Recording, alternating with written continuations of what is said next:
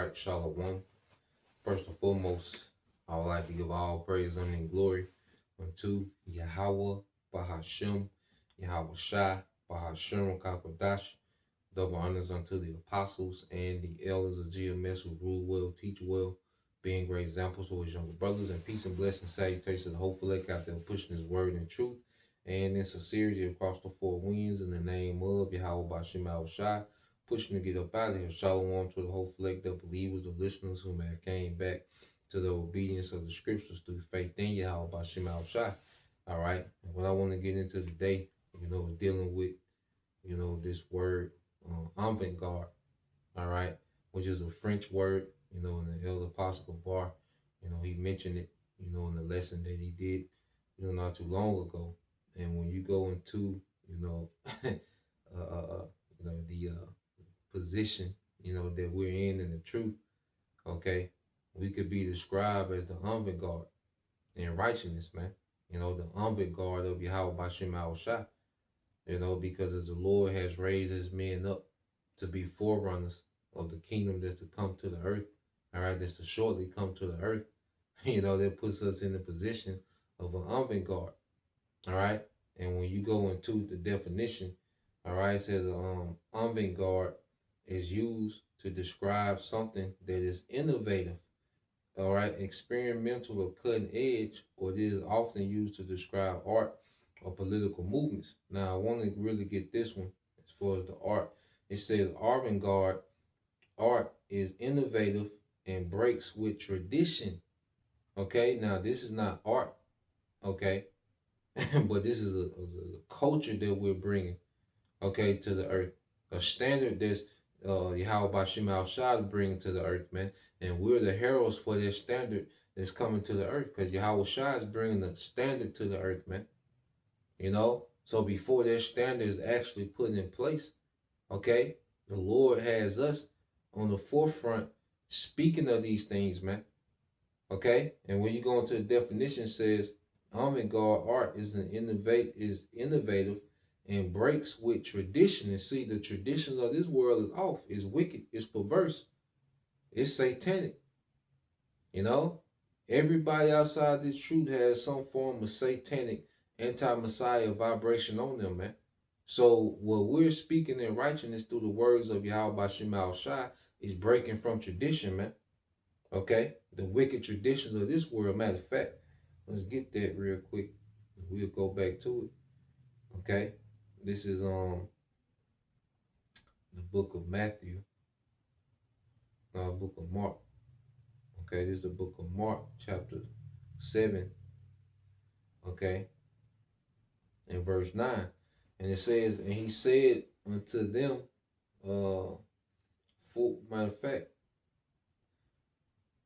I started in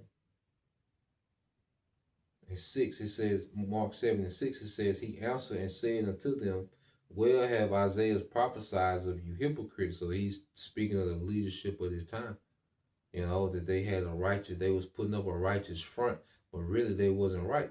So Yahweh Shai, Yahweh Shai was an avant-garde, man. Even that priesthood, all right, when he said, no man go to the Father but by me, he was breaking away that tradition of their Levitical priesthood, man. Okay, so he was the avant-garde of his day, man. And we in that same stead. It says, as it is written, this people honors me with their lips, but their heart is far from me, their mind. And that's the so-called Christian of this world, which is the really anti-Messiah. Okay, they put on this front, okay, as if they're so God-fearing and they're all about, the Bible and the scriptures, man. But it's an act. Okay, you have a term called cultural Christians, man, where they don't really go into the precepts and the understanding and the order, all right, and the righteousness of the scriptures. Okay, they're just something that they claim with no understanding. That's why Christianity has no standard. You see, and it's strange to a Christian when you start to bring out the standard of the scriptures, man. When you start to bring out biblical talking points. instructions, when you start to follow these instructions, it's strange to a Christian, man. Okay? Because they're hypocritical when it comes to the Bible. And it says, howbeit in vain do they worship me, teaching for doctrine the commandments of men. And a lot of these teachings of Christianity has nothing to do with the doctrine Yahweh Shai taught, man. You got that post Constantine, okay, era Christianity after the Council of Nicaea. All right, the doctrine became watered down. All right, on throughout the history to what we see now. To where the Christianity has nothing to do with the Bible. What they call Christianity today pretty much has nothing to do with the Bible, man. But from that post Constantine era after the Council of Nicaea in 325 AD, okay, the doctrine of the Bible became infused with paganism and watered down, man. Okay, the commandments of men. Jake, a lot of Jake, Esau got it. First it started with Jake, with Constantine, the whole Byzantine era. That's where you get the Roman Catholicism. Then Esau, the torch was passed to him with his form of Roman Catholicism, where it just got, freaky. He infused freakiness into the paganism that was already there. Okay, but it's a doctrine that has nothing to do with the Bible. So us coming and really going into the Bible and living as close as we can, rehearsing a righteous acts to the Bible, is breaking the tradition of this false Christianity that we see today, man. Okay, and it says, for laying aside the commandments of the Most High, ye hold the tradition of men as the washing of pots and cups and many other such like things you do. And it says, and he said unto them, full well you reject the commandment of the Most High, that ye may keep your own tradition. And we live in a society, where they would stick to a tradition than what's right. Okay, the Christmas, the Easter, all these traditions that have attached themselves, to the Bible. And then that's the tradition, westernization, that's the tradition of this society now. Feminism became a tradition. Okay? Street culture, all these things under the banner of westernization. Okay? And I say you just throw all of it into one pile. These things have become a tradition, man. And the scriptures go against all that, man. Okay? So when you go back to hear the definition, all right, it says avant-garde art is innovative and breaks with tradition, often challenging existing ideas and forms. Often challenging existing ideas and forms. Okay? And that's the main point. All right, it says it can refer to a movement, all right, artist or artwork. Avant-garde art is often controversial and met with resistance. Okay, it's often controversial and met with resistance, man. So let's go into it when it says often challenging the ideas, the existing ideas and forms. Okay, and that's why you go here to 2 Corinthians 10. All right, and I'll read this in the NLT, 2 Corinthians 10 and 4 in the NLT. All right, it says we use. All right, matter of fact, I started at I read 3 in the KJV. This is 2 Corinthians 10 and 3. It said, for though we walk in the flesh, we do not war after the flesh, man. Because we're not just warring like they're jihad. You see, they try to make us like we some jihad. You go into jihad, it pretty much goes into these religious extremists that, do violence or wage, carnal war against anyone that doesn't believe like them. A lot of them, extreme Islamics. All right, extreme, what they call it, Islamic extremists, Salaki. Which they're dying to ties to that. Okay, but they're you'll hear the term in the news, jihadist terrorists. Okay, no, we don't war in the flesh, man. We're warring in the spirit. You see, we're going against the traditions, okay, of this culture, man, in the spirit. We're addressing these things in the spirit, man. Okay, this society, this anti-Messiah, we're just addressing these things and showing what's off, okay, according to the scriptures, man. We're not physically doing anything. You know, we don't even have a setup to do that. You see? So you keep reading, it says, for we do not we do not walk in the flesh, we do not war after the flesh. It said, for though we walk in the flesh, like it. 2 Corinthians 10:3. All right. For though we walk in the flesh, we do not war after the flesh. Now I'm gonna jump to the NLT for verse 4. We use the Most High's mighty weapons, which is this word, not worldly weapons, to knock down the strongholds of human reasoning, existing ideas, okay, and to destroy false arguments, man, okay. And this word is beginning to make this word seem very foolish, man. You know, to have a Western mindset, to have a feminist mindset, a street nigga mindset, a Christian, this word is making it look very foolish, man. Okay, more and more. So we're breaking through the spirit of Yahweh Shema Shai. He has his men as the Avant Garde that's breaking away from the traditions of this wicked society and challenging the existing ideas of this society through this word, man. Okay? And what's happening now, we're beginning to be met with much resistance, man. You see, going back into the last part, it says avant-garde, all right, art is often controversial and met with resistance, man.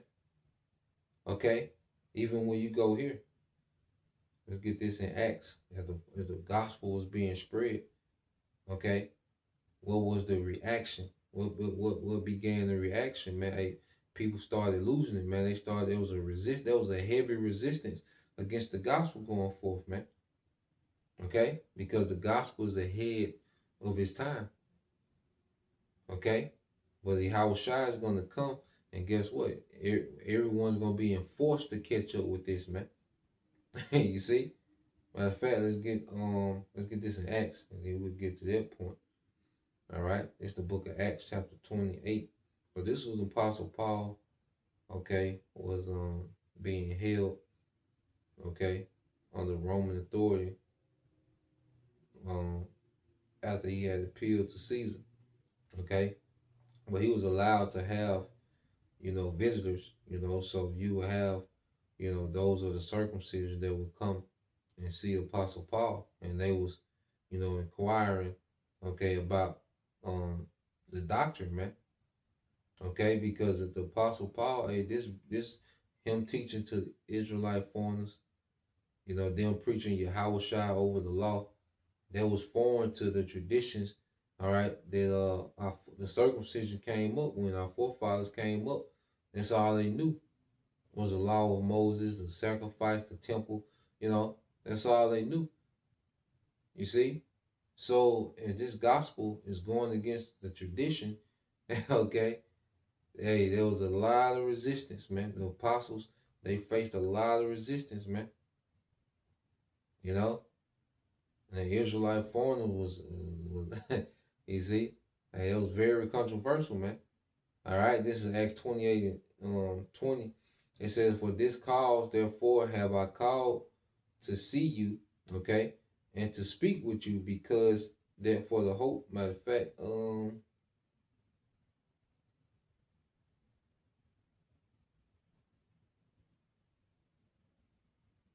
me see. Yeah, I started at 17. It said Acts 28 and 17 says, and it came to pass that after 3 days, Paul called the chief of the Jews together, and when they were come together, he said unto them, men and brethren, though I have committed nothing against the people or customs of our fathers, yet was I delivered prisoner from Jerusalem into the hands of the Romans, who when they had examined me would have let me go, because there was no cause of death in me. But when the Jews spake against it, I was constrained to appeal unto Caesar, not that I had aught to accuse my nation of. For this cause, therefore, have I called for you to see you and to speak with you, because that for the hope of Israel I am bound with this chain. That shows you the Apostle Paul knew that those Israelite foreigners were Israelites, man. Okay, he said for the hope of Israel, he's bound in this chain. Okay, verse 21 it says, and they said unto him, we neither received letters out of Judea concerning thee, neither any of the brethren that came showed or spake any harm of thee. But we desire to hear of what thou thinkest, for as concerning this sect, okay, concerning this sect, we know that everywhere it is spoken against. Okay, so this gospel was hot. Was the gospel always had major resistance, man, especially in these heathen empires, man. Okay, when everybody was pretty much doing as they will. You see, so the gospel always faces major resistance, man. From the elites down to the nigga woman, you have major resistance. You know, random niggas, these random pastors, and Jake, Christians, okay, the Pan African community, the conscious community, the unconscious community, okay. The gospel is always spoken again. Everybody wants to put the Bible on trial, okay. Everybody on the earth always wants to put the Bible on trial, man. Okay? But that's what happens when you're the avant-garde, man. Okay? You're challenging those existing ideas, you're breaking away from tradition, okay? And they cause much resistance, man, because people are comfort in traditions, man. Okay, that's why you see people, trying to get so into these holidays, because that's they comforted these traditions, man. Okay?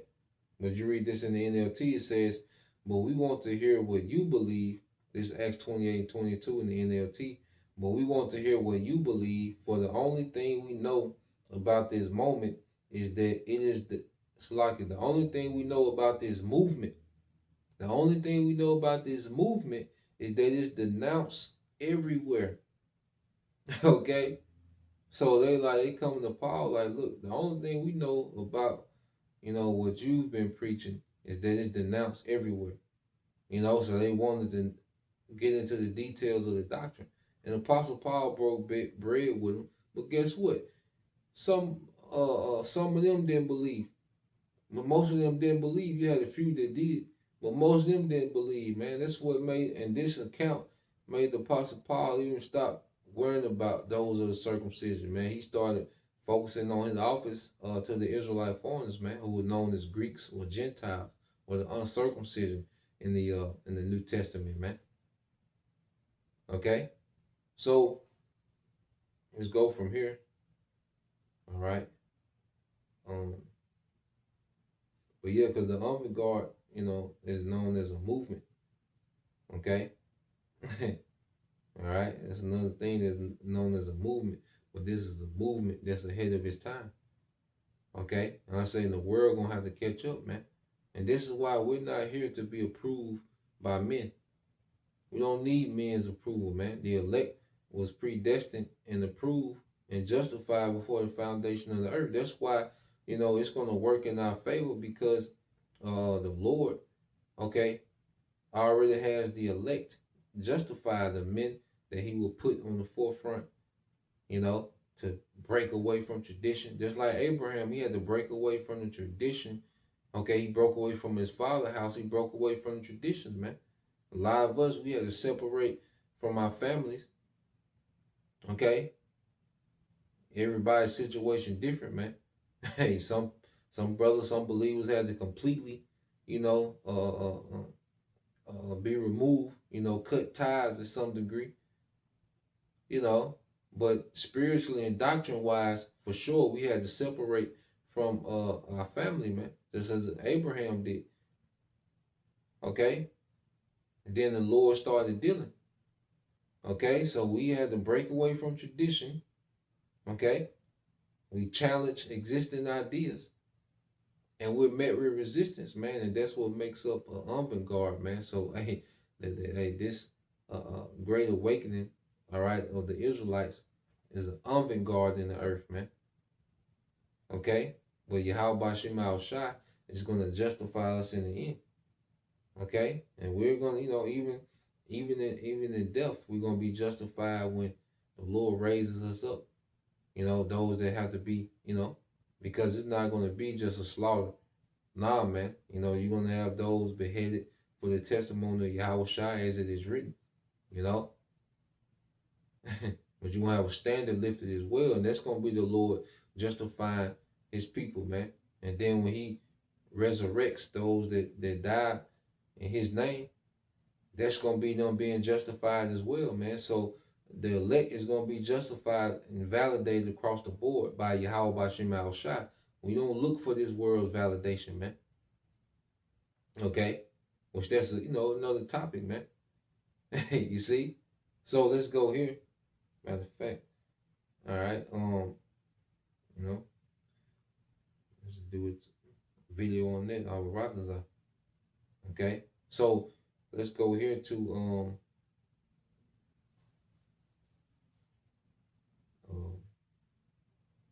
the book of John. All right, and we'll close it. First Corinthians. This St. John 7:7. Okay.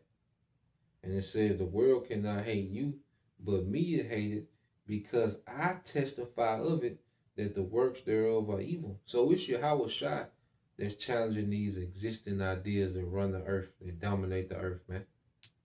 Okay? We're just a messenger because we come out the scriptures. The scriptures condemn this place. Okay? And who comes in the volume of the book? Yahweh Shai. Okay? So if you hate what's written in the book, you hate, okay, you're an anti-Messiah. Okay? Which the scriptures say that. Matter of fact, what did John say when you go here? St. John 2:18. Little children, it is the last time, as you have heard, that that Antichrist shall come. Even now are there many Antichrists, whereby we know that it is the last time. Okay? So there are many Antichrists, like Elias woman said, it's a spirit. The spirit of anti-Messiah is heavy in the earth, because it has spread.